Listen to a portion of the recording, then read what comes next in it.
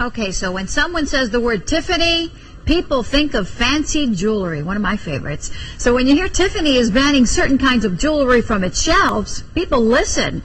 And that's the whole point behind saving one of the world's most important places. The CIU's Jeff Burnside explains.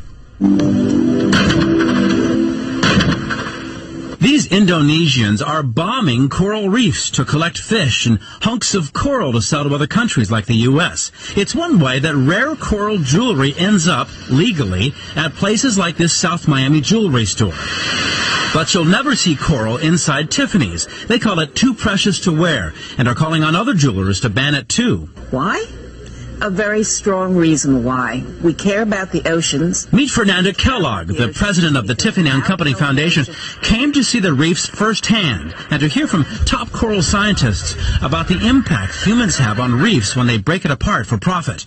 Remember, reefs are more important to the sea than rainforests are to the land. Well, the trading corals are considered a threat mainly because it removes living corals from reefs where they ought to be doing their job, building a reef ecosystem and producing the habitat that all those other species depend on. I think what the alternative is beautiful design and other materials.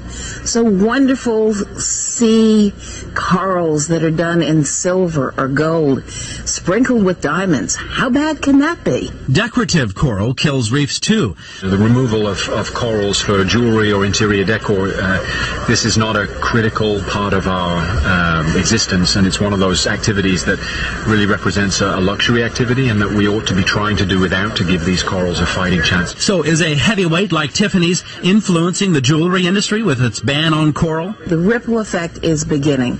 We're a long ways from getting to where we need to be.